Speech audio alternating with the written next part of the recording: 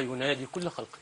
إذا كان يقصد هذا فإن الله ينادي على المؤمن وغير المؤمن. يا أيها الذين آمنوا كتب عليكم الصيام مثلا. يا أيها الذين آمنوا إن الصلاة كانت مثلا. يا أيها الناس اتقوا ربكم إن زلزلة الساعة نداء من الله لكل الناس.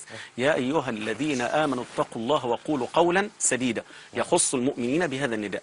فالقرآن اشتمل على عدة نداءات من الله جل وعلا لجميع خلقه.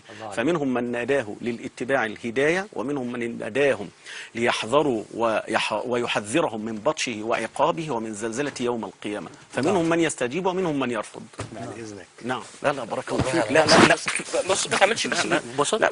عارف جزاك إيه؟ الله خير. عايز اقول لك هناك مصالحة داخل برنامج أحداث الساعة بين الأستاذ مؤنس والشيخ محمد.